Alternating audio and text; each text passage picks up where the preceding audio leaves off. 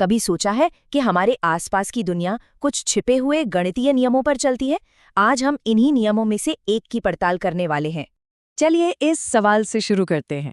अब ये सुनने में तो बिल्कुल अलग अलग चीजें लगती हैं, है ना?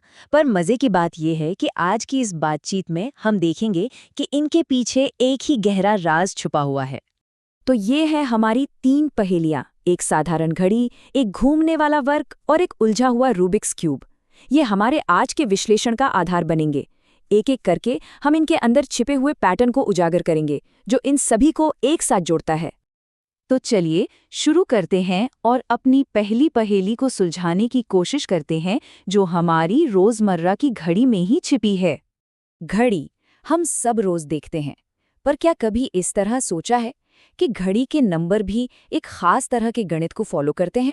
एक आसान सा सवाल है, अगर अभी 9 बजे हैं और हमें 5 घंटे आगे जाना है, तो हम क्या करते हैं? हम बस उन्हें जोड़ देते हैं और यहीं पर सारा खेल शुरू होता है। गणित के हिसाब से तो 14, लेकिन हमारी घड़ी तो 2 बजा रही है। ऐसा इसलिए है क्योंकि घड़ी की दुनिया 12 पर आकर खत्म नहीं होती, वो तो बस घूमकर वापस शुरू हो जाती है। ये एक लूप है, एक बंद सिस्टम है। और यही हमें मिलता है हमारा पहला नियम, जिसे कहते हैं क्लोजर। इसका मतलब सीधा सा है, आप घड़ी के कोई भी 2 नंबर उठा के जोड़ लो, जवाब हमेशा 0 से 11 के बीच ही आएगा। आप इस सिस्टम से बाहर जा ही नहीं सकते। तो क्लोजर तो समझ आ गया, पर इस घड़ी के सिस्टम में और भी राज छुपे हैं। चलिए देखते हैं। देखिए, इस सिस्टम में एक हीरो नंबर है, 0। इसे किसी भी नंबर में जोड़ो, कोई फर्क नहीं पड़ता। इसे कहते हैं आइडेंटिटी। और फिर हर नंबर का एक साथी भी होता है, एक इनवर्स। जैसे 5 का साथी है 7, क्योंकि उन्हें जोड़ने पर हम वापस 0 पर पहुंच जाते हैं, यानी अपनी शुरुआत पर। तो ये पैटर्न हमने नंबरों में तो देख लिया, पर क्या यही नियम कहीं और भी काम करते हैं? चलिए अब ज्यामिति की दुनिया में चलते हैं। जरा एक चौकोर यानी स्क्वायर की कल्पना कीजिए। हम इसे कितनी तरह से घुमा सकते हैं कि ये बिल्कुल पहले जैसा ही दिखे। हम इसे 90 डिग्री घुमा सकते हैं, 180 पर घुमा सकते हैं या 270 पर। और हाँ, एक 0 डिग्री का घुमाव भी है, मतलब कुछ भी मत करो। ये सारे घुमाव इसकी सिमेट्री को बनाए रखते हैं। और यहाँ भी पता है क्या, वही क्लोजर वाला नियम काम करता है। मान लीजिए आपने इसे पहले 90 डिग्री घुमाया और फिर 180 डिग्री और घुमा दिया। नतीजा ये बिल्कुल वैसा ही है जैसे आपने इसे एक ही बार में 270 डिग्री घुमाया हो। और 270 डिग्री का घुमाव तो हमारे मुमकिन घुमावों के सेट में पहले से ही है। देखा, वही सारे नियम।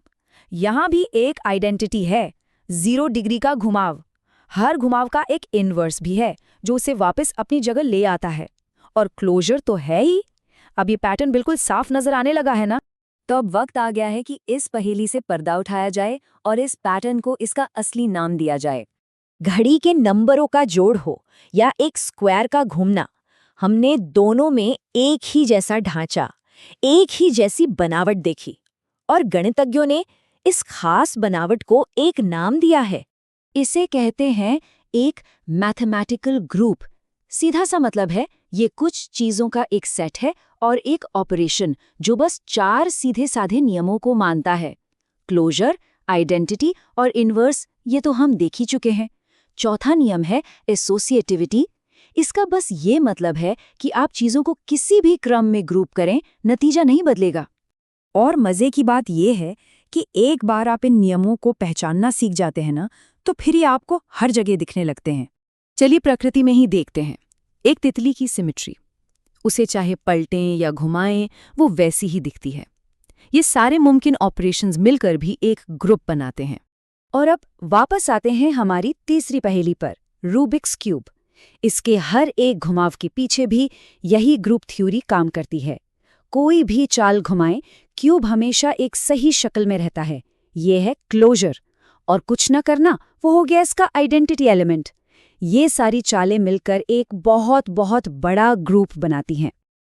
पर सोचिए, रूबिक्स क्यूब को सुलझाना मुमकिन ही क्यों है? क्योंकि हर चाल का एक उल्टा होता है, एक इनवर्स। आपने जो भी किया है, आप उसे हमेशा वापस ठीक कर सकते हैं। यही ग्रुप थ्योरी का इनवर्स नियम है जो इस पहेली को सुलझाने लायक बनाता है। तो देखा आपने, ग्रुप थ्योरी हमें एक नया नजरिया देती है। ये हमें सिखाती है कि कैसे बिल्कुल अलग दिखने वाली चीज़ों के अंदर भी एक ही जैसी गहरी बनावट छुपी हो सकती है। ये हमारे आसपास की दुनिया में छिपे हुए पैटर्न को देखने का एक नया तरीका है। तो अब सवाल ये उठता है कि ऐसे और कितने छिपे हुए नियम हैं जो बस हमारी खोज का इंतजार कर रहे हैं।